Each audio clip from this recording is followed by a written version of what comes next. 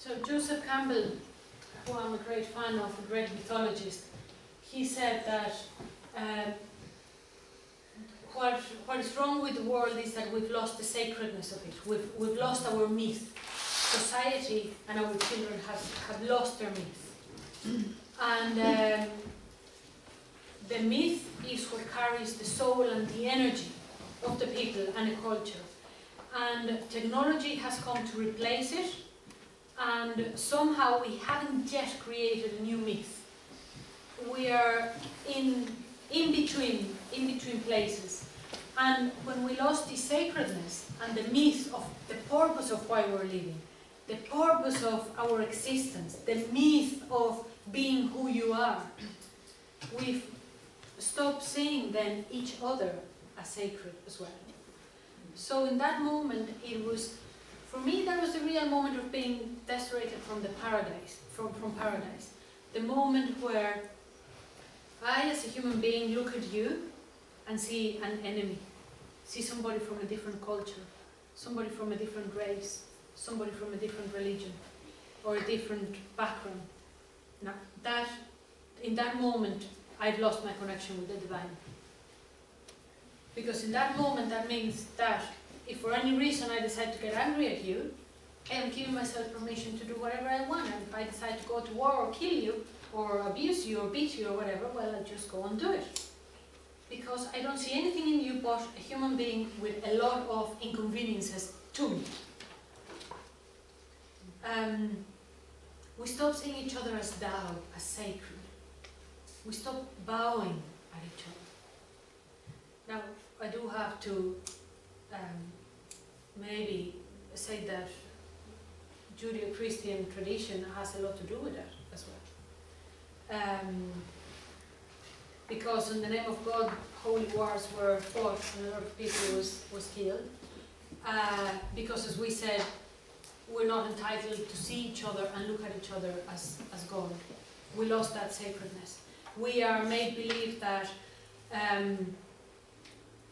the myth, the Judeo-Christian myth, comes from the idea that Adam and Eve were in paradise, and the snake came in, tempted them, they ate from the forbidden fruit, so they did something wrong, they sinned, and because they sinned, then they were kicked out and sent into the earth.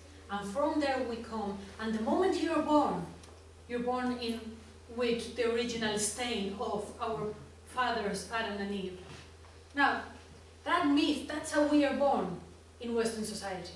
Now, what does that myth do to us? To be born believing that we're sinful because we're here, that we've done something wrong, that we've upset God. And we have to regain and praise God again. So, please, Daddy, like me again.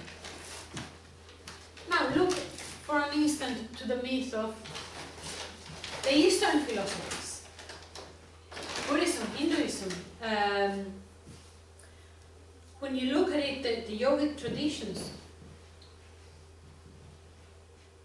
what incarnates is God, and it's sacred. And the body itself is only an extension of God. And as they are born, they themselves are only an extension of the earth, of the flower, of the environment. Look at the Zen gardens, that's what they do. Everything, when they sit and contemplate, what they contemplate is God. There's no separation.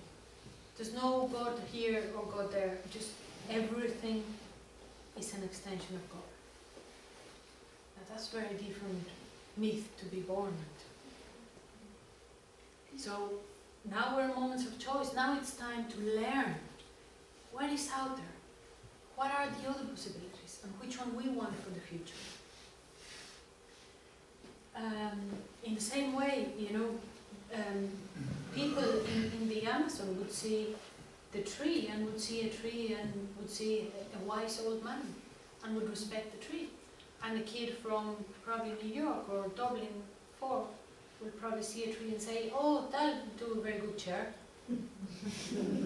Let's go off and chop it. Or, you know what, I think it's, you know, taken from the view of my house, or I can't get enough light into it, so let's just chop it down. So that's the difference. We don't mind. that is the moment where we became parasites instead of inhabitants of the earth. We've changed from living in the earth and with the earth to living from the earth. And we became the worst predator. Children of today can, their understanding and the awareness they have about those elementals of reality, the fact that we're not alone, the fact that we're not separate, understanding, sacred geometry, understanding respect. They are being born with all those gifts.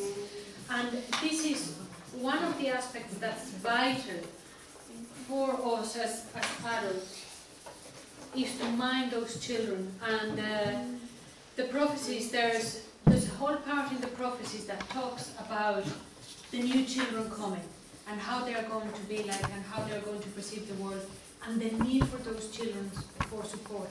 Because the generation that's there right now, that's the young children like them that are going through the transition, they're having it very difficult. Because they are seeing the old system collapsing and collapsing.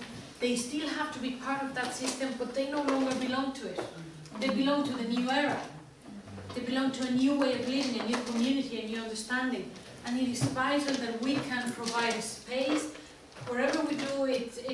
We work in medical services, in the schools, wherever it is that we work at, provide that for children. We need to start getting all of this now in practical ways into our own education system. We can't just sit there and maybe talk about the Mayans or the aliens, but we can sit with them and say, okay, hold a moment, are you informing your children? Do you have any talks about death? Do you have talks about suicide? Because their friends are committing suicide. Do you have talks about alcohol, about addiction? Is that informed to the children? How are we educating the children? What's the need in letting them just to absorb years of history and books of history and mathematics without giving them ways of applying them into life? So it would be more important if they could have a class of, let's say, worldwide religions. Children are very, have all the resources to take that on board, They have the understanding. It's our arrogance, adults, that makes us say, oh no, keep them quiet, the children are around. No, they, look at them, the children that I've worked with, the conversations we have sometimes go far more deeper than the conversations we do with adults. And you don't even have to ask them. There was an amazing, and the last group, something amazing. They went along, and when the space opened for them to say, what do you want to talk about? They said 2012. So we talked about that, we explained the calendar and all that. And most of the group was in between 10 and 12 years of age, engaging very much and participating in it. And there was a little girl, a beautiful girl, 6 years old. And she kept throughout the day, asking, at what time are we doing the painting? At what time are we doing the... And every time she just raised her hand and go, at what time are we having lunch? And at what time... She participated in everything, and everything was going in. Well, when the time of the 2012 conversation came, she was sitting there as if she was not paying any attention to it. And I thought, oh well, yeah, maybe the other kids need this, but it's okay if she gets left out for a little bit. And I said, yes, what do you want? I thought, well, tea break or something. And she stood up, the little wee thing, stood up like that and put her and said, well, you tell me now, how did the Mayans build their pyramids? Because you're going to tell me that was human. Ah, that couldn't have been human now. There's nobody today that could have built that. Okay. Right. Taken by surprise again, And they always do, it's beautiful to work with them because, they always take you by surprise. They are innocent, they are open. We should learn so much from them.